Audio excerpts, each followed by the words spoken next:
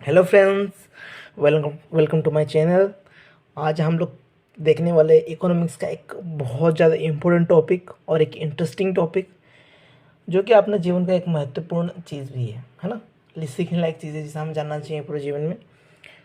अ, आज हमारा टॉपिक है inflation. What is means of inflation? तो इन्फ्लेशन मतलब होता है कि महंगाई। क्या होती है? महंगाई। तो महंगाई होती क्या है? फर्स्ट ऑफ ऑल हम बस इतना जानते हैं कि महंगाई मतलब जब वस्तु की मतलब जब सामान चीज़ वस्तु की कीमत जो है ना बढ़ जाती है तो हम क्या बोलते हैं? महंगाई आ गई है ना। पर एक्चुअल में वो चीज़ होती नहीं है। जब वस्तु की कीमत बढ़ती है मतलब हम बोलते हैं महंगाई आ गई है, वो नहीं होती है। जैसे मतलब हम बोल देते हैं, अगर हम देखो अभी कोई भी जैसी चीज़ है, आलू या टमाटर, कोई भी चीज़ में एक भाव बढ़ जाता है उसका बहुत ज़्यादा, तो हम उसको नहीं बोल सकते महंगाई आ गई है। हाँ, तो हम देखेंगे अभी महंगाई होता है क्या है, उसके बाद हम पूरा डिस्कस करेंगे इसके बारे में पूरा। तो फर्स्ट ऑफ ऑल महंगाई क्या होती है, और यहाँ पे मैंने डेफिनेशन है, डेफिनेशन समझ लेते हैं। Inflation inflation refer to a situation wherein money incomes of the community saw a continuous increase because of increasing in money supply।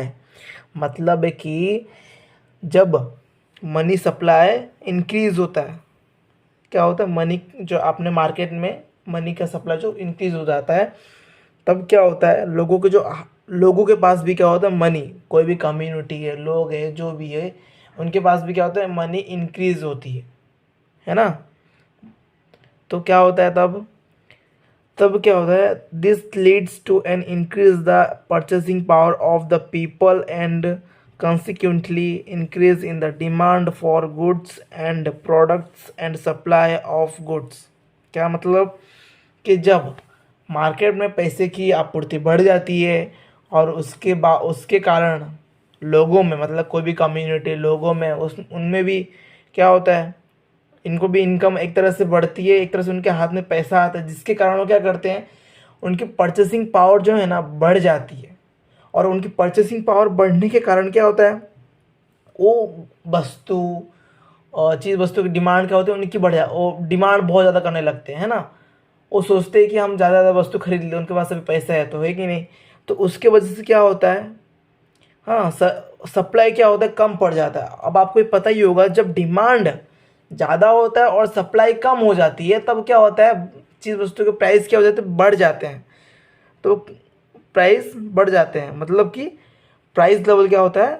बढ़ता हुआ नज़र आता है। बिकॉज ऑफ, क्योंकि डिमांड जितना है उतना अपना सप्लाई नहीं हो पाता है ना। डिमांड जितना हमारा उतना सप्लाई नहीं हो पाता है, उसकी वजह से क्या होता है? धीरे धीरे सप्लाई तो रहता है पर उतना सप्लाई नहीं रहता जितना हमारा डिमांड रहता है। तो उसके वजह से क्या होता है? उस वस्तु की कीमत में क्या होता है? वो कीमत में वृद्धि आती है, मतलब कि प्राइस इंक्रीज होता जाता है उसका। ठीक है।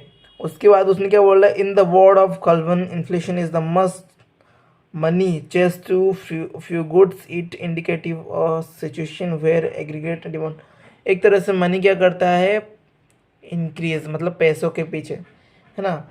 और एक तरह से आपको एग्जांपल दूँ, जैसे मतलब अभी मान लो कि बैंक ने अपना इंटरेस्ट रेट कम कर दिया है, मतलब कि ब्याज दर कम कर दिया है। तो उसकी वजह से क्या होगा? लोग ज़्यादा से ज़्यादा क्या लेंगे? और इन लोन लेंगे, है ना। लोन लेंगे तो उनके पास पैसा आएगा तो वो क्या करेंगे? उनको परचेसिंग पावर बढ़ेगा, परचेसिंग पावर बढ़ेगा तो क्या कि चीज़ वस्तु बहुत ज़्यादा मात्रा में खरीदेंगे। खरीदने के कारण क्या होगा?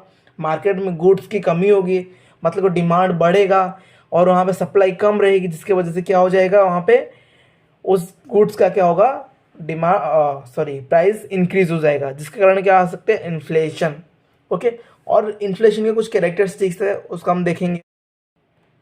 तो इसकी कैरेक्टरिस्टिक्स से हमें क्या पता चलता है? तो इन्फ्लेशन जो है उसके क्या कैरेक्टरिस्टिक्स है, उसके क्या लक्षण है, मतलब जिस जनरली क्या होता है, आप में कोई बीमारी है तो उससे कोई लक्षण दिखता है तभी तो पता चलता है हमें बीमारी है। खांसी हुई तो, सर्दी हुई तो हमें बुखार, मतलब बुखार तप रहा है, गर्म शरीर है तो हमें पता चलता है कि बुखार है ना। छींका तो पता चलता है कि वो हाँ सर्दी वगैरह होने वाली है कि नहीं। उसी तरह से क्या ऐसे लक्षण दिखते हैं इसका नाम पता लग सकता है कि यहाँ पे इन्फ्लेशन यानी महंगाई आ रही है, हुई है ऐसा। तो हम क्या कर सकते हैं, देखो inflation is a monetary phenomenon for it is a result of expansion currency and credit, है ना।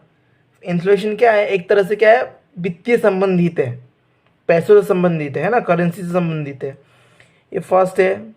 उसके बाद inflation is always associated with rising price, however some price rise may not be inflationary, it may be functional price rise, thus as all inflation indicate a price rise but very price rise does not indicate inflation। देखो यहाँ पे क्या बताना चाहता है कि जैसे genuinely हम बोलते हैं प्राइस राइज आई, यही मैं आपको बताने वाला पहला टॉपिक था कि प्राइस राइज हम बोलते हैं, प्राइस राइज होता है, इसका मतलब क्या होता है, मान लो चीज़ ऐसे कोई बोल रहा हूँ मैं, हाँ आजकल टमाटर का भाव बढ़ गया, 180 रुपये किलो गया, इसका मतलब ये नहीं है ना कि भाव महंगाई आ गई है। महंगाई उसे नहीं बोलते जिसमें एक ही कीमत, एक ही वस्तु कीमत में भाव वृद्धि हो। महंगाई उससे कहते हैं जब मतलब कि सभी वस्तु मार्केट में जितनी वस्तु है ना, लगभग सभी वस्तुओं में क्या हो, थोड़ी थोड़ी मात्रा में वस्तु कीमत बढ़ते जाए, कंटिन्यूसली बढ़ते जाए। ऐसा नहीं है कि हाँ आज बढ़ रहा है कल घट जाए, कल घट रहा है परसों बढ़ जाए, ये इन्फ्लेशन नहीं होगा। कंटिन्यूसली आज कोई वस्तु जो कीमत है उसका आज 15 रुपये, कल 20 रुपये, कल 25 रुपये, कल 30 रुपये, ऐसे बढ़ते जाए, वो क्या होता है, इन्फ्लेशन। इन्फ्लेशन मतलब ये नहीं कि आप हाँ ये देख लो कि इन्फ्लेशन आज 25 से कल 30 हो जाए, उस परसों 15 हो जाए, उसके बाद 20 हो जाए, ऐसा इन्फ्लेशन नहीं होना, इसे इन्फ्लेशन नहीं कहते हैं, है ना।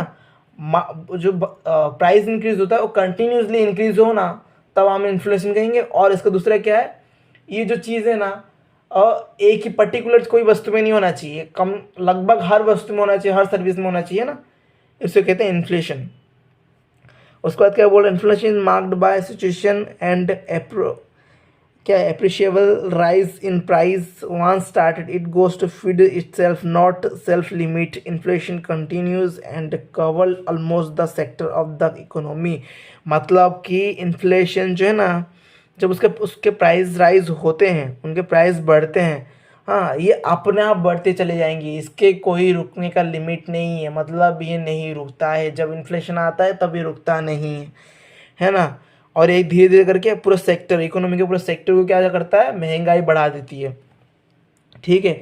उसके बाद true inflation occur after the stage of full employment. True inflation occur after the stage of full employment, है ना।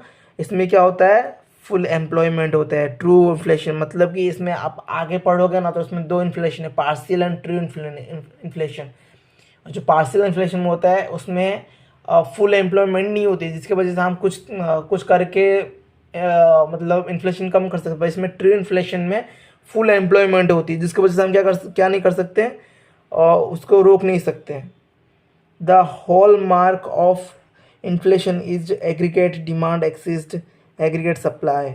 मतलब कि एक एग्रीगेट डिमांड के एक्सीडिंग, मतलब कि जितना डिमांड है उतना सप्लाई नहीं हो पाता है इसमें, है ना। ये लास्ट पॉइंट ये है कि जेन्युइनली मैं आपको बता चुका हूँ पूरे वीडियो में कि इन्फ्लेशन में होता है क्या, पहले तो जितना डिमांड होता है सप्लाई नहीं हो पाता, जिसके वजह से प्राइस में इंक्रीज होता है, जिसके लिए इन्फ्लेशन। ये मेन पॉइंट एक तरह से आप देखा जाए तो एग्रीगेट मतलब निश्चित, जितना हम डिमांड है उतना सप्लाई नहीं हो पाता इसमें, है ना। तो ये हो गया हमारा इन्फ्लेशन का डेफिनेशन और कैरेक्टरिस्टिक्स। आई होप आपको समझ में आया होगा। अगर वीडियो अच्छा लगा तो लाइक करो और चैनल को सब्सक्राइब करो। और आपको और कौन से टॉपिक जानने हैं आप हमें बता सकते हो। अच्छा मेरे को लग